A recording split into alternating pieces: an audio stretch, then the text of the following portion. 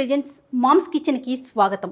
ఈ కార్యక్రమాన్ని సమర్పిస్తున్న వారు ప్రీమియం టేస్టీ గోల్డ్ వంట నూనెలు. ఖచ్చితమైన క్వాలిటీ, ఖచ్చితమైన క్వాంటిటీ, విటమిన్ ఏ మరియు డి పోషక విలువలతో స్వీట్ అయినా హాట్ అయినా వంటకం ఏదైనా ఆరోగ్యానికి ఆరోగ్యం, స్వచ్ఛతకి స్వచ్ఛత. ప్రీమియం టేస్టీ గోల్డ్ వంట నూనెలు. నమస్తే రమగారు. నమస్తే జయ. రమగారు, మనము నవరాత్రుల సందర్భంగా అమ్మవారివి రోజుకొక నైవేద్యం చొప్పున చూపిస్తూ వస్తున్నాం. మరి ఈ రోజు ఏం నైవేద్యం ప్రిపేర్ చేస్తున్నారు? కదంబం చేద్దాం. అలానే కదంబం అంటే సింపుల్గా పులుసు అన్నం.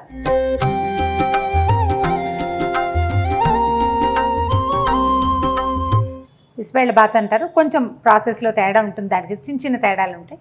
కానీ మనం పులుసు అన్నం చేస్తాం. అయితే అన్నము పులుసు విడివిడిగా కాకుండా పులుసు అన్నం కలిపి వండేసి కుక్కర్లో చేసేసుకునేటట్టుగా ఎలా చేస్తామో చూద్దాం. అలాగేనండి. ముందు స్టవ్ వెలిగించుకుందాం. నీ పక్కన ఉన్న పెద్ద కుక్కర్ని పెట్టేసేయి దీని మీద. ఓకే, పక్కన మంచి నీళ్ళు ఉన్నాయి చూడు. కాసిన నీళ్ళు పోయి ఇందులో ఒక హాఫ్ గ్లాస్, చిన్న గ్లాస్ అనుకో. సరే, కదంబం అంటే మనం ఏం చేస్తామంటే రకరకాల కూరగాయల ముక్కలు వేస్తాం. అవునండి. ఇందులో నీ కూర ముక్కలు ఉన్నాయి చూడు. మనం ఎన్ని రకాలైనా వేసుకోవచ్చు. కొంచెం బెండకాయల, పొట్లకాయ అలాంటివి వేయము, కానీ వంకాయలు, తర్వాత కాసిన కూడా వేసుకోవచ్చు.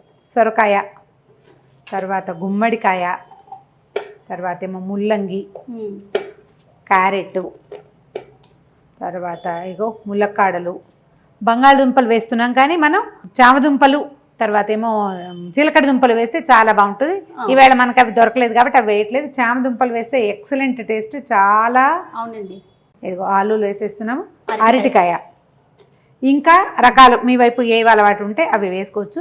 ఇవి పులుసులోకి. సో ఇప్పుడు కొంచెం కుక్కర్ పెంచుతాం కదా, దీనికి ఏం చేద్దామంటే మనం ఒక గ్లాసు బియ్యానికి అర గ్లాసు కందిపప్పు ముందే కొంచెం కడిగి పెట్టుకుంటే పప్పు బియ్యం నాని ఉంటాయి కదా, తొందరగా ఉడికేస్తాయి. ఇది ఎట్లా? కందిపప్పు పడుతుంది రమ్మగారు. అర గ్లాస్ కందిపప్పు పడుతుంది. పప్పు ఎక్కువ వేసిన కొద్దికి రుచిగా ఉంటుంది. దీనికి ఎట్లా అంటే ఇప్పుడు మామూలుగా నీళ్ళు ఊరికే ఒక హాఫ్ గ్లాస్ శాస్త్రాన్ని పోసాం కదా, చింతపండు ఆ మాత్రం చింతపండు పడుతుంది. మనం చేసే గ్లాసున్నర మొత్తం విషయానికి ఒక పెద్ద నిమ్మకాయ సైజు అనుకోండి, అంత నిమ్మకాయ అయితే ఒకటికి 3 నీళ్లు పోసుకోవాలి. 4:30 దాకా నీళ్లు. ఇది చింతపండు రసమే మొత్తం. ఇక మొత్తం రసం వేసేస్తున్నాను చూడండి. ఇందులో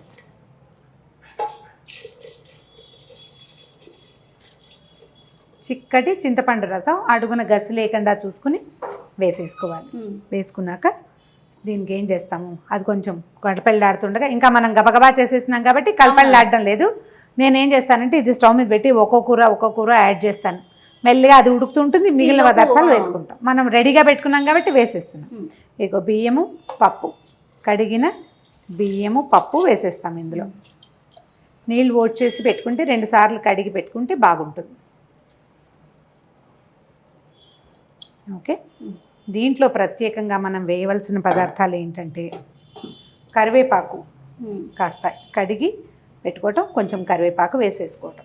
ఆ తర్వాత సాంబార్ పొడి వేసుకుంటాం. ఇందులో సాంబార్ పొడి అంటే మామూలుగా మనం ఎలా చేసుకోవాలి దీన్ని మనం ఇప్పుడు చూపించట్లేదు, కానీ జనరల్గా ధనియాలు, జీలకర్ర, మిరియాలు, ఈ 3, ఆ 3తో పాటు కందిపప్పు, మినపప్పు, శనగపప్పు, 3 పప్పులు, తర్వాత కసిన బియ్యం. మన అలవాటు ప్రకారం దాల్చిన చెక్క ఒక ఇంత ముక్క వేస్తే దాల్చిన వాసన వస్తుంది. అన్ని ఎండుమిర్చి వేసి వేయించిన సాంబార్ పొడి. ఇది 1 స్పూన్ ఇవ్వు, ఉప్పు స్పూన్ ఇచ్చి ఒక 3 స్పూన్లు కనీసం వేసేసుకోవచ్చు. రమగారు, ఇది ఎక్కడండి సాంబార్ పొడి? భారతం రుచులు సాంబార్ పొడినా? అవునమ్మా, మనకి భారతం రుచులు చాలా చేసాం కదా మనం. అవునవును, బాగుంది. అంటే మనం ఇంట్లో చేసుకున్నట్టుగానే ఉంటుంది. మనం ఇంట్లో చేసుకోదలిస్తే కొంచెం పసుపు వేసుకుంటే బాగుంటుంది దీంట్లో, ఎందుకంటే మనం పప్పు అన్నీ వేసాం కదా. అవును, పసుపు వేసేసాం కదా, ఉడుకు పట్టేస్తుంది. ఉప్పు వేసేద్దాం. చేయ ఉప్పు ఇవ్వు, దాని మీద పెట్టు. మన రుచికి తగినంత, మన అలవాటుని బట్టి చూసుకుని వేసుకోవాలి అంతే. మామూలుగా అన్నాన్ని బట్టి దాన్ని బట్టి మీకు అలవాటు ఉంటే కొంచెం చిన్న బెల్లం ముక్క కూడా వేసుకోవచ్చు. సాంబార్ పొడి, ధనియాలు, అది సాధారణంగా చేసుకోదలిస్తే ధనియాలు, జీలకర్ర, మిరియాలు, తర్వాత ఏమో 3 రకాల పప్పులు, కందిపప్పు, మినపప్పు, శనగపప్పు, దాంతోపాటు మనం ఎండుమిర్చి, తర్వాత ఏమో ఇన్ని బియ్యము, అలవాటు నచ్చితే కనుక దాల్చిన చెక్క కనుక వేసుకుంటే చిన్న ముక్క, వాసన బాగుంటుంది, అరోమాటిక్గా ఉంటుంది, మంచి గుమగుమలాడుతూ ఉంటుంది. ఒకసారి గరిటె పెట్టి కదుపు దీన్ని. మీరు ముందుగానే చేసి ఉంచుకుంటారా రమ్మగారు? చేసి ఉంచుకుంటాను. ఈసారి భారతమ్మ గారి రుచులది ఒక 2 ప్యాకెట్లు అవి నా దగ్గర కూడా ఉన్నాయి. ఓకే, బాగుంది. నేను ఇంట్లో చేసినట్టు. అవునవును, టైం సరిపోవట్లేదు, ప్లస్ అవి టేస్టీగా కూడా ఉండటం వల్ల ప్యాకెట్లు తెచ్చుకొని ఉంచుకోవటం, ఇట్లా అవసరార్థం సాంబార్లో కానీ వాటిలో కానీ వాడుకుంటున్నాం. మనం సాంబార్ పొడి వేసాం, చురుగ్గానే ఉంటుంది కాబట్టి పెద్దగా ఇంకా మనం ప్రయత్నం చేసి దీంట్లో కారం, పచ్చిమిర్చి వేయట్లేదు. ఇలా తయారైపోయింది. ఇంత మొదలు పెట్టేసాం కదా, ఇంత వేసేసాం మొత్తము. మూత పెట్టేసి దీన్ని ఒక 2-3 విజిల్స్ రానిచ్చేస్తే తర్వాత మిగిలిన సంగతి చూద్దాం. అంతే. దీనికి ఇంకా మనం చేసే ప్రయత్నం ఏమీ లేదు. ఇది పెద్ద కుక్కర్ ఎందుకు పెట్టామంటే మనం మరీ బుజ్జి కుక్కర్ అని పెట్టుకున్నాము. ముక్కలు ఇవన్నీ ఉన్నాయి కదండి, అంతా ఉడకాలి కదా, అంతా ఉడకాలి, సాఫ్ట్గా, అవును, మృదువుగా అవ్వడం కోసము ఈ ప్రయత్నం అనమాట. పెద్ద కుక్కర్ పెట్టుకునేది దానికోసం. హైలోనే పెట్టారా? హైలోనే ఉంది. దీన్ని దిగాక దీంట్లో కొంచెం తాలింపు వేసుకుంటే ఈ పదార్థం తయారైపోతుంది. అలానే మామూలుగా విడిగా గిన్నెడు పులుసు చేసుకోవటము, విడిగా అన్నం వండుకోవటము, ఈ పులుసు అన్నము, ఆ పులుసు అన్నము అన్నీ కలుపుకొని పైన తాలింపు వేసుకోవడం ఒక పద్ధతి.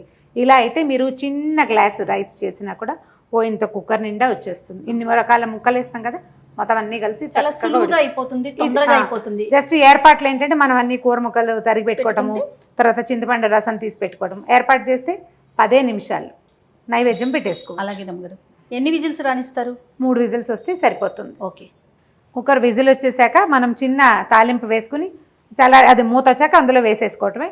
వేసుకున్నాక మొత్తం కలిపేసుకుని కొత్తిమీర కొంచెం పైన వేసుకుంటే కదంబం రెడీ. అంతే.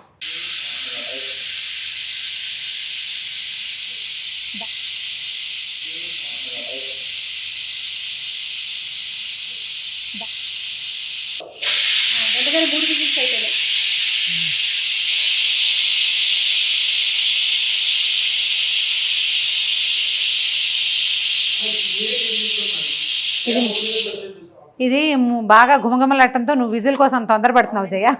ఇప్పుడే 3వది వచ్చింది, ఆపేసేద్దాం. ఇది చల్లారాక తిరగమాత పెట్టుకుంటాం మనం, పోపు లేదా తాలింపు ఏదైనా సరే. 3 విజిల్స్ వచ్చేసినాయి, కుక్కర్ చల్లగా అయిపోయింది, విజిల్ కూడా ఊడొచ్చేసింది. ఇప్పుడు దీని ఫేస్ ఎలా ఉందో చూద్దాం. ఓకే, ఇది పక్కన పెట్టు. వేడి ఇదిగో బాబా, చక్కగా వచ్చేసింది రమ్మగారు. బ్యూటిఫుల్గా ఉంది కదా.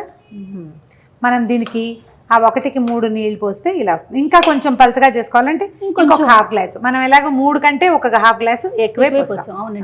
ఇందులో టమాటాలు వేయచ్చా వేయకూడదా, ఇంకా ఏమైనా వేయచ్చా అంటే ఎవరి చాయిస్ని బట్టి వాళ్ళు వేసుకోవచ్చు. ఇది తీసేసాం కదా, ఒక చిన్న తాలింపు వేద్దాము. అలాగేనండి. ఈ చిన్న తాలింపు అంటే నెయ్యి కొంచెం ధారాళంగానే వేసుకుని, కొంచెం పప్పులు వేసుకుని, తర్వాత ఏమో కాస్త జీడిపప్పు, కొత్తిమీర, అంతే. మీ ఫేవరెట్ ఇంగువ చెప్పలేదు మీరు. నేను వేసేస్తాను ఇప్పుడు చెప్పకపోయినా కూడా. శనగపప్పు వేస్తారు కానీ నేను కొంచెం శనగపప్పు కనిపిస్తే నచ్చదు నాకు, వెయ్యను నేను. 2 మెంతి గింజలు వేసుకోవచ్చు. మనం ఈ అమ్మవారి నైవేద్యాల్లో కొంచెం మెంతులు తక్కువే వాడుకుంటున్నాం కదా. సో నెయ్యి కాగిపోయింది. ఇది పెద్ద స్టవ్ కదా, తొందరగా వచ్చేస్తుంది. మినపప్పు అన్ని మీ వైపే ఉన్నాయి. ఓకే. కాసిని ఆవాలు, తర్వాత జీలకర్ర, కొంచెం జీలకర్ర వేసాక నీ పక్కన ఎండుమిర్చి ఉంది, తీస్తావా? వేసేనా? వెయ్యి. స్పూన్ తీసుకో, కొంచెం ఇంగు వేద్దాం. ఇది పులుసు కదా, అవునవును, పులుసుకి తప్పకుండా ఇంగు వేసుకుంటేనే బాగుంటుంది. ఓకే, ఇంగు వేసేసాం. ఇప్పుడు జీడిపప్పులు వేసేద్దాం. ఇంకా కాసిన జీడిపప్పులు కూడా వేసుకోవచ్చు. దీంట్లో నూనె తిరగమాత పెట్టకుండా మనం నేతితోటే తాలింపు పెడితేనే వాసన చాలా బాగుంటుంది. అండ్ రెండోది ఏంటంటే కదంబానికి ధారాళంగా నెయ్యి వేసి వడ్డిస్తే ఎక్కువ రుచిగా ఉంటుంది. అంటే పులుసు కదా, అవును, దానికి నెయ్యి కాంబినేషన్ మంచి కాంబినేషన్. మనం అమ్మవారికి పెట్టేటప్పుడైతే కొంచెం పైన నెయ్యి ఎలాగో వేస్తాం కదా, అలా వేసేసుకోవచ్చు. ఇదిగో వేగిపోయింది. వేసేనా? వేసేనా.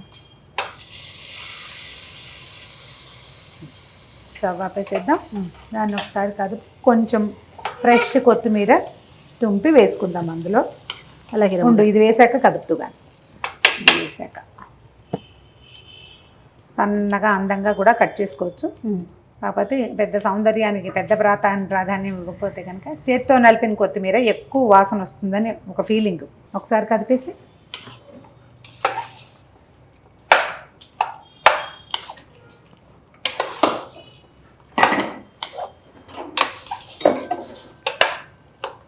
చాలు.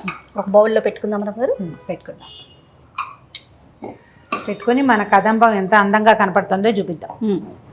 అప్పుడు మనకి ఇది ఎలాంటి కలర్లో ఉంది, ఏ రంగులో వచ్చింది అనేది కనపడుతుంది కదా. ఎంత స్మూత్గా ఉంది,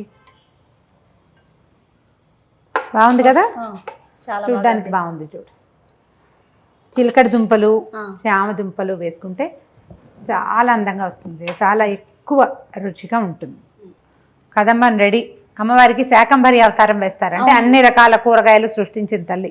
అలా ఎన్ని కూరలు కుదిరితే అన్ని కూరలు వేసుకుని ఈ శాకాన్నాన్ని లేదా ఈ కదంబ సాదాన్ని అమ్మవారికి నివేదన చేయటమే. కొంచెం నెయ్యి ధారాళంగా వేసి నివేదన చేసి ప్రసాదం పంచుకోవటమే.